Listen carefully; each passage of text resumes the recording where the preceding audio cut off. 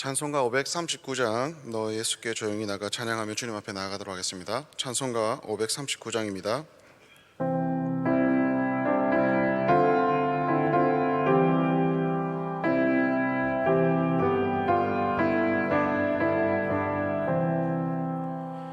너 예수께 조용히 나가 내 모든 짐 내려놓고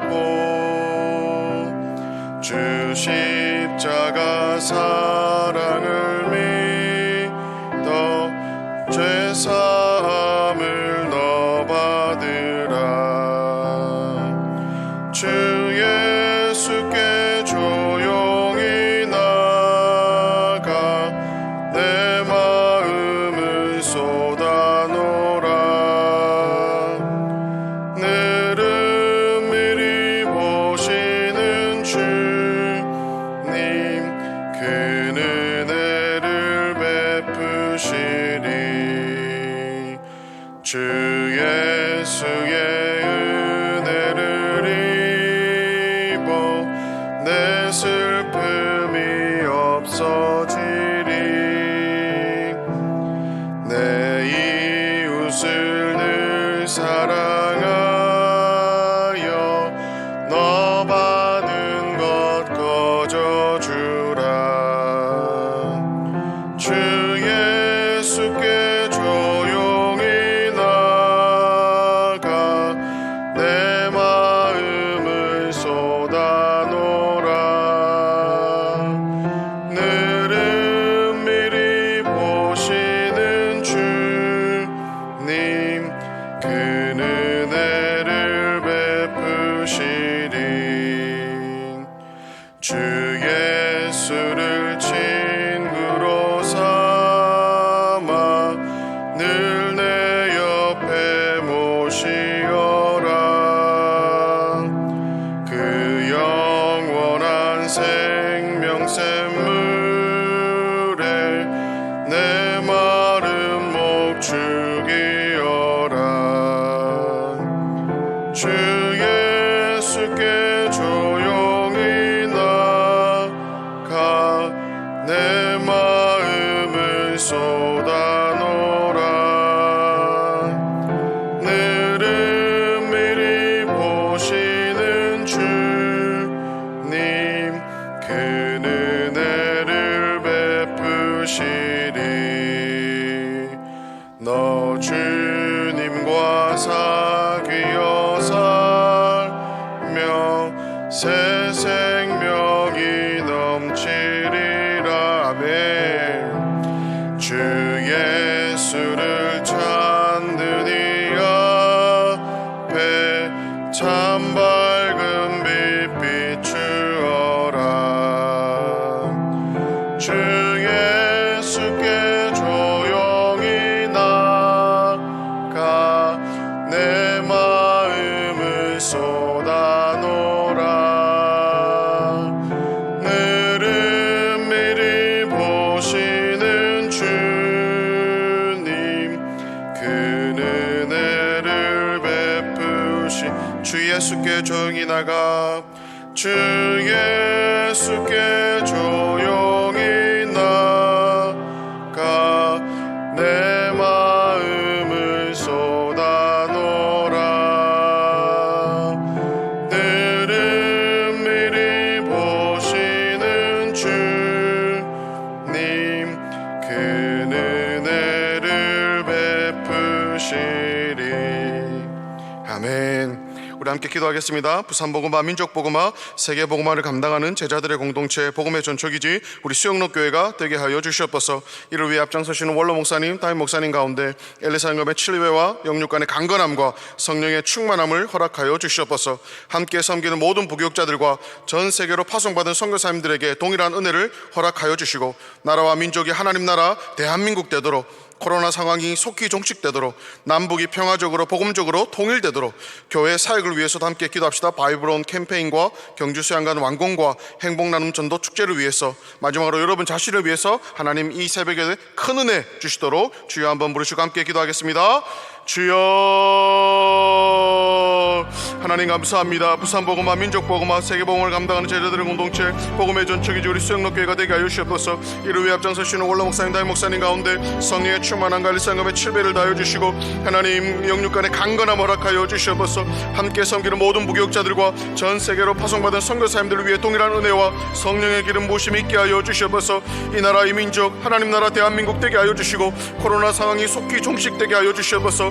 남북이 평화적으로 복음적으로 통일되게 하여 주시고 교회의 사역을 위해서 하나님 우리가 함께 기도하오니 바이블온 캠페인과 경주 수양관이 속히 주의 은혜 안에 완공되게 하여 주시옵소서.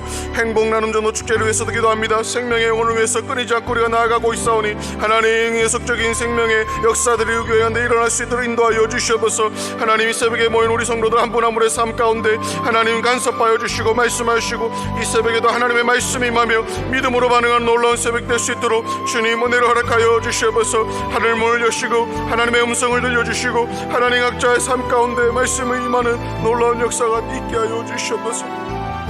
하나님 감사합니다. 오늘도 이 새벽 가운데 함께 예배하며 주님 말씀 듣게 하시니 감사합니다. 새벽마다 간구하는 나라를 위한 기도, 교회를 위한 기도 주님께서 고스란히 들으시는 줄 믿사오니 속히 응답하여 주시옵소서. 이 새벽에 주님 앞에 나와 여러 상황 가운데 기도하며 무릎 풀어 나아가는 우리 성도들의 삶 가운데 하나님 말씀하여 주시고 임재하여 주시고 세미한 하나님의 뜻을 깨닫는 시간 되게 하여 주시옵소서. 그렇게 하실 주님 기대하며 예수님의 이름으로 기도합니다. 아멘. 오늘 함께 은혜 받으실 말씀은 출애굽기 1장 1절부터 22절입니다. 오늘부터 출애굽기 본문으로 큐티가 이어지는데요. 출애굽기 1장 1절부터 22절 말씀입니다. 교회 앞에 광고하겠습니다. 54교구 열린마을 박영훈 성도님의 아내 되시는 최혜신 집사님이 소천하셨습니다. 자세한 광고는 교구 교육자에게 문의하시길 바랍니다. 출애굽기 1장 전체 내용인데요. 제가 봉독하겠습니다. 야곱과 함께 각각 자기 가족을 데리고 애굽에 이른 이스라엘 아들들의 이름은 이러하니 루벤과 시몬과 레위와 유다와 이사갈과 스볼론과 베냐민과 단과 납달리와 갓과 아셀이요. 야곱의 허리에서 나온 사람이 모두 70이요 요셉은 애굽에 있었더라. 요셉과 그의 모든 형제와 그 시대의 사람은 다 죽었고 이스라엘 자손은 생육하고 불어나 번성하고 매우 강하여 온 땅에 가득하게 되었더라. 요셉을 알지 못하는 새 왕이 일어나 애굽을 다스리더니 그가 그 백성에게 이르되 이 백성 이스라엘 자손이 우리보다 많고 강하도다. 자 우리가 그들에게 대하여 지혜롭게 하자. 두렵건대 그들이 더 많게 되면 전쟁이 일어날 때에 우리 대적과 합하여 우리와 싸우고 이 땅에서 나갈까 하노라 하고 감독들을 그들 위에 세우고 그들에게 무거운 짐을 지워 괴롭게 하여 그들에게 바로를 위하여 국고성 비돔과 람셋을 건축하게 하니라. 그러나 학대를 받을수록 더 번성하여 퍼져 나가니 애굽 사람이 이스라엘 자손으로 말미암아 근심하여 이스라엘 자손에게 일을 엄하게 시켜 어려운 노동으로 그들의 생활을 괴롭게 하니 곧 흙 이기기와 벽돌 굽기와 농사의 여러 가지 일이라. 그 시키는 일이 모두 엄하였더라. 애굽 왕이 히브리 산파 십브라와라 하는 사람과 보아라 하는 사람에게 말하여 이르되 너희는 히브리 여인을 위하여 해산을 도울 때에 그 자리를 살펴서 아들이거든 그를 죽이고 딸이거든 살려두라. 그러나 산파들이 하나님을 두려워하여 애굽 왕의 명령을 어기고 남자 아기들을 살린지라. 애굽 왕이 산파를 불러 그들에게 이르되 너희가 어찌하여 이같이 남자 아기들을 살렸느냐. 산파가 바로에게 대답하되 히브리 여인은 애굽 여인과 같지 아니하고 건장하여 산파가 그들에게 이르기 전에 해산하였더이다 하매 하나님이 그 산파들에게 은혜를 베푸시니 그 백성은 번성하고 매우 강해지니라. 그 산파들은 하나님을 경외하였으므로 하나님이 그들의 집안을 흥왕하게 하신지라. 그러므로 바로가 그의 모든 백성에게 명령하여 이르되 아들이 태어나거든 너희는 그를 나일강에 던지고 딸이거든 살려두라 하였더라. 아멘. 겁내지 말라 하나님이 통치하신다는 제목으로 하나님 말씀 나누도록 하겠습니다. 겁내지 말라 하나님이 통치하신다. 오늘 본문은 세 단락으로 나눌 수 있습니다. 성경에 동그라미 표시가 된 그대로인데요. 1단락은 1절부터 7절, 두 번째 단락은 8절부터 14절 내용입니다. 세 번째 단락은 15절부터 22절 내용입니다. 먼저 첫 번째 단락입니다. 1절부터 7절 내용인데요. 이스라엘 아들들의 이름이 열거되면서 5절에 가니 야곱 자손은 모두 70인이요 요셉은 애굽에 있었다라고 합니다. 6절에 가니 그런데 요셉과 그의 모든 형제와 그 시대 사람은 다 죽었음을 기록하고 있습니다. 출애굽기 시작이 창세기와 바로 연결되는 것을 우리는 확인할 수 있습니다. 원래는 창세기 출애굽기가 한 권의 책이었죠. 그 시대에 요셉과 요셉 그 형제들은 다 죽었음을 6절에서 얘기하고 있습니다. 출애굽기가 창세기에서 바로 이어지는 내용을 우리는 출애굽기 처음에서도 확인할 수 있습니다. 요셉과 그의 형제들은 다 죽었지만 그 후손들은 어떻게 되었습니까? 7절에 이스라엘 자손은 생육하고 불어나 매우 강하여 온 땅에 가득하게 되었더라. 야곱과 함께 애굽으로 이주할 때 70명이었던 아브라함의 후손들이 그 시대 사람들이 다 죽은 후에는 고센 지역에 가득할 만큼 다 찼음을 성경은 기록하고 있습니다. 여기 7절에 온 땅에 가득하였더라, 이 기록은요, 직역하면 그리고 그 땅이 그들로 가득하게 되었다로 해석됩니다. 목축업을 경멸한 애굽인들은 이스라엘 백성들과 어울려 살지 않았습니다. 애굽 전체에 이스라엘 백성이 가득했다는 의미가 아니라 그들이 밀집해서 살고 있는 이 고센 땅에 이스라엘인들로 가득 찼다는 뜻입니다. 이것은 아브라함에게 주신 약속의 성취요, 창세기 46장 3절과 4절에 애굽에 내려가기를 두려워했던 야곱에게 하나님께서 주셨던 약속의 직접적인 성취입니다. 즉, 내가 거기서 너로 큰 민족을 이루게 하고 내가 너와 함께 애굽으로 내려가겠고 정녕 너를 인도하여 다시 올라올 것이며 라고 하는 말씀의 확실한 성취입니다. 나중에 출애굽할 때 인구가 장정이 60만 명이고 여성과 아이들까지 합하면 200만 명이 넘는 고대 근동 사회에서는 한 국가와 맞먹을 정도의 인구를 가진 민족이 되었습니다. 야곱 일가 70명이 애굽으로 이주한 지 430년 만에 이와 같이 된 것은 하나님이 하셨다고 설명할 수밖에 없는 일입니다. 그래서 지금은 애굽 왕이 위협을 느낄 정도로 강대한 공동체가 되었죠. 하나님께서 아브라함에게 약속하신 자손의 약속을 지금 신실하게 이루셨음을 우리는 봅니다. 창조 때에 주신 번성의 복도 성취하셨음을 봅니다. 두 번째 단락은 8절부터 14절인데요. 8절 내용 함께 보겠습니다. 요셉을 알지 못하는 새 왕이 일어나 애굽을 다스리더니. 그런데 이제 시대가 좀 바뀌었어요. 분위기가 좀 반전되고 있습니다. 오랜 세월이 흘러 새로운 바로왕이 등극했는데 이 바로왕이 누군지에 대해서는 해석이 학자들마다 다릅니다. 우리에게 중요한 것은 요셉이 죽은 이후에 오랜 세월이 흘렀고 그 결과 요셉은 이제 잊혀진 인물이 되었다는 사실입니다. 9절 내용입니다. 그가 그 백성에게 이르되 이 백성 이스라엘 자손이 우리보다 많고 강하도다. 이스라엘 백성이 우리보다 많고 강하도다. 이스라엘 백성을 향한 대우가 달라졌습니다. 이전에 요셉이라는 나라의 영웅, 총리의 가족이라 환대를 받았는데 지금은 이스라엘 백성이 위협으로 이제 느끼는 거죠. 그래서 이후에 다음과 같은 조치들을 취하기 시작합니다. 10절부터 16절의 내용이 바로 그와 같은 조치들입니다. 어떤 조치입니까? 10절에 자, 우리가 그들에게 대하여 지혜롭게 하자. 두렵건대 그들이 더 많게 되면 전쟁이 일어날 때 우리 대적과 합하여 우리와 싸우고 이 땅에서 나갈까 하노라 하고, 이렇게 우리가 그들에 대하여 이제 지혜롭게 하자. 악한 계략을 깨는 지혜를 이제 짜는 거죠. 그들의 두려움은 만일 적군이 쳐들어왔는데 이스라엘 백성 중에 이제 전쟁이 일어나서 내부에서 배신이 일어나면 큰일 난다는 두려움이었습니다. 그래서 이스라엘 백성들의 군기를 미리 잡아 놓아야 되겠다고 생각합니다. 11절에 감독들을 그들 위에 세우고 그들에게 무거운 짐을 지워 괴롭게 하여 그들에게 바로를 위하여 국고성 비돔과 라암셋을 건축하게 하니라. 그래서 한 것이 감독을 세우고 여기에 세워진 감독들은 강제 노역과 징용이라는 뜻과 관련된 원어를 쓰면서 이스라엘 백성에게 강제 노동을 조직적으로 동원하기 위하여 특별히 세워진 관리들을 말합니다. 그리고 무거운 짐을 부과하고 괴롭게 하고 바로왕을 위해 국고성 비돔과 라암셋을 건축하게 하였습니다. 이 국고성이라는 것은 국가에서 관리하는 물류를 저장하기 위한 성읍들로서 주로 곡식과 식량을 비축해 두는 곳이었습니다. 13절 14절에도 이어집니다. 이스라엘 자손에게 일을 엄하게 시켜 어려운 노동으로 그들의 생활을 괴롭게 하니 곧 흙 이기기와 벽돌 굽기와 농사의 여러 가지 일이라. 그 시키는 일이 모두 엄하였더라. 그래서 일을 엄하게 시켰습니다. 14절에도 어려운 노동, 생활을 괴롭게 합니다. 구체적으로 나와 있어요. 흙 이기와 벽돌 굽기와 농사의 여러 가지 일을. 그래서 그 시키는 모든 일이 엄하였다고 기록합니다. 이게 엄하였다고 두 번이나 기록이 되는데, 이 표현이 뭐냐면 이 엄하다는 말의 뜻에 부수다라는 의미가 있습니다. 그러니까 바로 왕이 이스라엘 백성들에게 시키는 모든 일이 엄하였다는 말의 이미지는 몸을 망가뜨릴 정도로 가혹한 중노동을 했다는 의미입니다. 그런데 결과는 어땠습니까? 12절에 잘 나와 있죠. 이스라엘은 학대를 받을수록 더욱 번성해 갔습니다.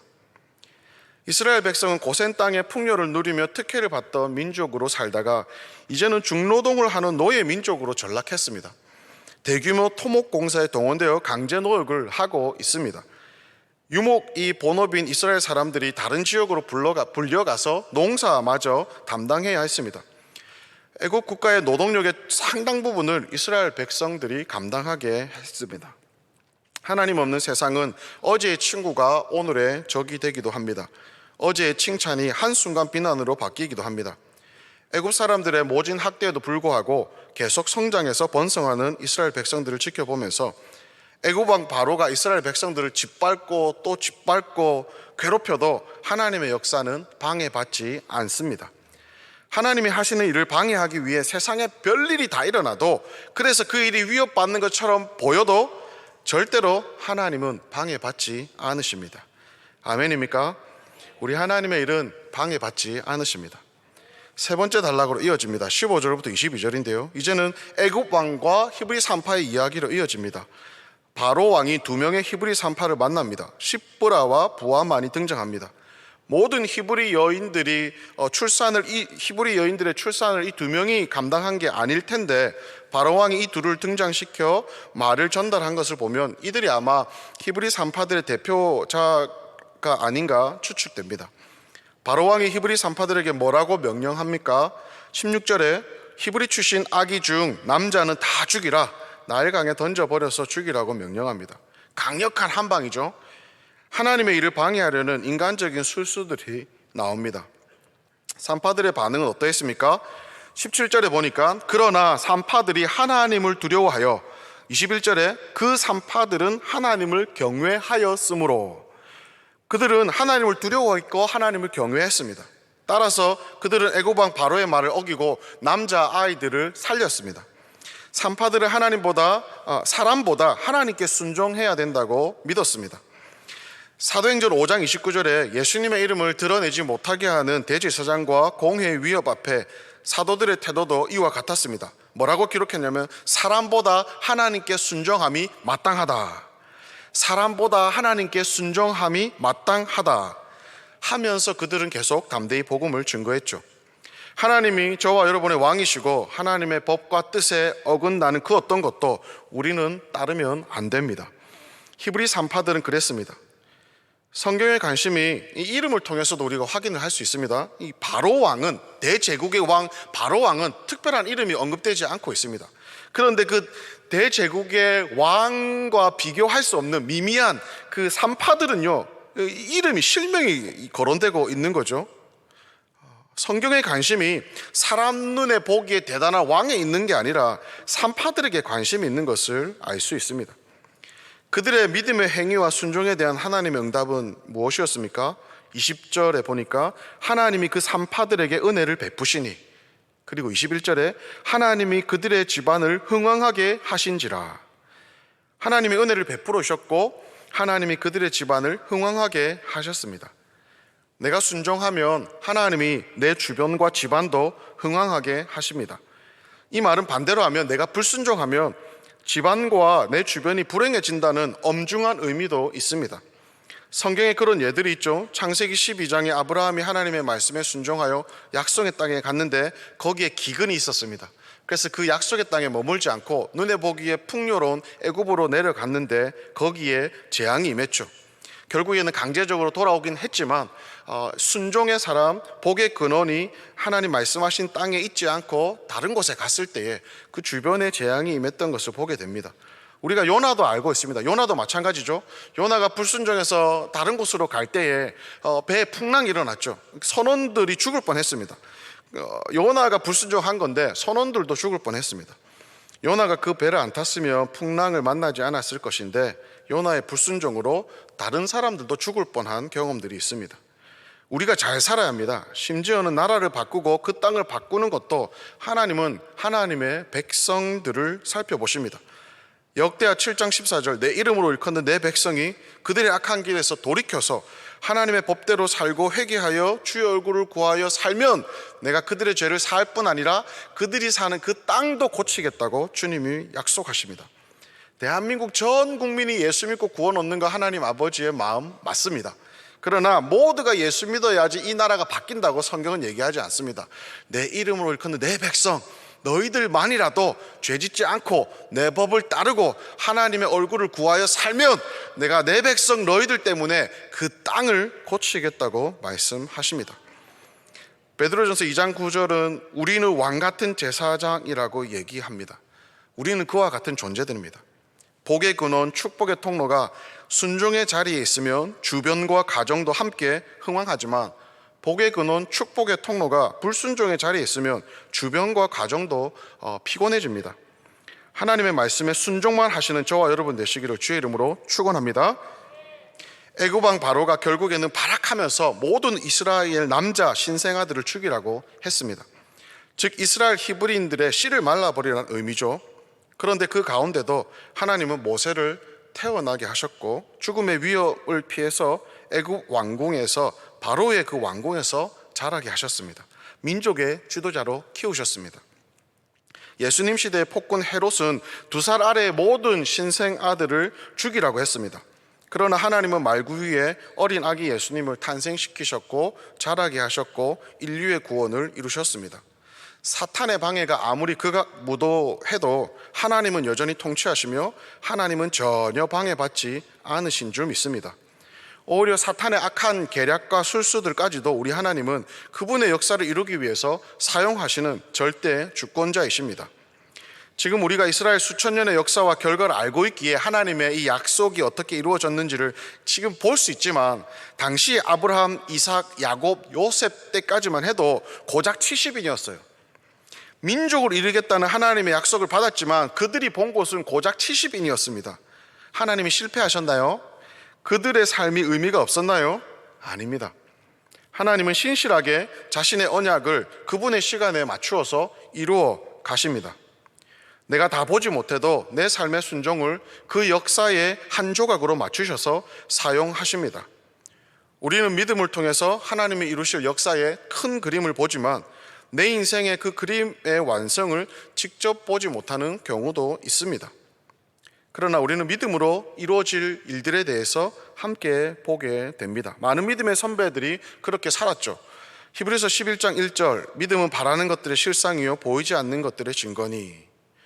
하나님께 순종하지 못하게 하는 위기 상황에서 주님을 더 경외하고 두려워한 사람은 하나님이 흥왕케 하십니다. 순종에는 대가 지불이 따릅니다. 위협과 반대의 길이 있을 수 있고 용기와 결단이 필요합니다. 그러나 순종한 사람은 하나님이 반드시 상급으로 갚아주십니다. 이 세상도 그 정욕도 지나가되 오직 하나님의 뜻을 행하는 자는 영원히 거하느니라. 오늘 이 본문을 통해서 겁내지 말고 하나님이 통치를 하시니 그것을 믿고 순종한 사람들이 스쳐 지나갑니다. 순종한 사람 아브라함, 야곱, 요셉 다 부족한 자였지만 하나님이 순종의 사람으로 만들어 가셨고 결국은 순종하게 하셨습니다. 순종한 사람 히브리 3파, 순종을 사용하시는 우리 하나님, 순종하신 예수 그리스도. 겁내지 마십시오. 여러분 쫄지 마십시오. 하나님이 통치하십니다. 우리는 순종만 합시다. 누가 순종할 수 있습니까? 하나님을 아는 자, 하나님이 바로 왕의 위협과 협박보다 더 크게 보이는 자들은 순종할 수 있습니다. 남자아이를 죽이라는 바로 왕의 명령을 따르지 않을 용기가 생깁니다. 왜입니까? 하나님이 더 크고 힘이 센 분이심을 믿기 때문입니다. 하나님을 더 경외하고 그의 법을 따르는 것을 생명처럼 여기기 때문입니다. 골리앗 앞에 선 다윗이 그랬고 풀무불과 사자굴 앞에 선 다니엘도 그랬습니다. 하나님이 더 크게 보이는 자들은 당장의 위협 앞에 타협하지 않습니다. 하나님께만 순종합니다. 사람은 늘 더 좋은 곳을 선택합니다. 하나님을 경험하여 아는 자들은 언제나 하나님을 선택합니다. 히브리서에 나오는 믿음의 대영웅들도 그렇게 살았고, 오늘 본문과 관련된 자들에 대해서도 히브리서 11장 23절과 26절은 다음과 같이 기록합니다. 믿음으로 모세가 낳았을 때에 그 부모가 아름다운 아이임을 보고 석 달 동안 숨겨 왕의 명령을 무서워하지 아니하였으며, 믿음으로 모세는 장성하여 바로의 공주의 아들이라 칭함받기를 거절하고 도리어 하나님의 백성과 함께 고난받기를 잠시 제약의 낙을 누리는 것보다 더 좋아하고 그리스도를 위하여 받는 수모를 애굽의 모든 보화보다 더 큰 재물로 여겼으니 이는 상주심을 바라봄이라. 상주심을 바라봄이라. 순종을 사용하시는 하나님, 또 순종의 모범을 보이신 순종하신 우리 예수님, 예수님의 순종으로 온 인류가 구원을 얻었습니다. 죄 사함을 받는 길이 열렸습니다. 어떤 마귀의 대적과 짓밟음에도 전혀 방해받지 않으셨습니다. 오히려 마귀는 예수님을 죽여서 자기가 이긴 줄 알았지만 우리의 구원자 예수님은 그 죽음을 밟고 부활하셨습니다. 그리고 여전히 통치하고 계신 절대 주권의 하나님이신 줄 믿습니다. 그분이 오늘 저와 여러분의 삶을 통치하고 계십니다. 그러니 겁내지 마십시오. 쫄지 마십시오. 하나님이 통치하십니다. 우리는 순종만 하면 됩니다. 순종하면 살고 불순종하면 나도 피곤해지고 주변도 피곤해집니다. 오늘 본문의 이야기처럼 바로왕의 위협으로 위축된 삶을 살고 있는 분 혹시 이 자리에 계십니까? 겁내지 마십시오. 쫄지 마십시오. 하나님이 통치하십니다. 우리는 순종만 합시다. 하나님께 순종해서 사는데 산파들도 바로에게 불려가고 또 위협을 당했습니다. 괴롭게 하고 어렵게 하고 엄하게 하고 하나님의 백성들에게 별일이 다 일어나도 겁내지 마십시오. 쫄지 마십시오. 하나님이 통치하십니다. 우리는 순종만 합시다. 짓밟고 또 짓밟고 안 되어서 다 죽여버리려고 위협해도 겁내지 마십시오. 그 당시 모든 히브리 출생 남자 아이들이 다 죽었어요. 그러나 하나님은 그 속에서도 모세를 남기셔서 사탄의 앞잡이 노릇하는 바로의 왕궁에서 자라게 하시고 교육받게 하시고 성장케 하셨습니다. 결국에는 출애굽의 역사를 일으키는 민족의 지도자로 하나님이 사용하셨습니다. 어떤 악한 계획도 하나님의 손바닥 안에서 주님이 선용해서 사용하십니다. 절대 주권의 하나님이 통치하십니다. 예수님의 탄생 때도 모든 히브리 남자 아이들은 죽임을 당했습니다. 하나님이 그 속에서도, 그러한 속에서도 아기 예수님을 살아나게 하셨고 인류의 구원자로 자라게 하셨습니다. 사탄은 예수님을 십자가에 죽임으로 하나님의 역사를 방해하고 이겨보려고 발악을 했지만 예수님은 십자가에서 죽음을 이기시고 부활하셨습니다. 온 인류의 죄값을 대신 치르시고 구원의 길을 열어주셨습니다. 사망을 짓밟고 부활하신 만왕의 왕 예수 그리스도, 그분이 저와 여러분의 삶의 현장에서 오늘 여기에서 여전히 통치하고 계신 줄 믿습니다. 그러니 겁내지 마십시오. 여러분 쫄지 마십시오. 하나님이 통치하십니다. 우리는 순종만 합시다. 아멘입니까? 아멘입니까? 여러분 순종이 답입니다. 순종했던 산파, 그 이전에 순종했던 많은 믿음의 선배들 다 부족하고 연약한 자였지만 하나님이 그 순종을 사용하셔서 사탄의 어떤 계략과 어떤 악한 일들에도 방해받지 않으시고 도도하게 주님은 주의 일을 하고 계십니다. 저희들은 순종만 하면 됩니다. 하나님이 통치하십니다. 아멘. 오늘 이 말씀 기억하며 함께 기도합시다. 하나님, 내 주변에 주님의 말씀대로 살지 못하게 하는 수많은 상황에 겁내지 않게 하여 주시옵소서. 하나님이 여전히 통치하심을 믿습니다. 믿음으로 살 수 있도록 주님 도와 주시옵소서. 순종만 하게 하여 주시옵소서. 주여 한번 부르시고 함께 기도하겠습니다. 주여, 하나님 아버지, 출애굽기 역사를 바라보며 순종한 산파들과 순종한 믿음의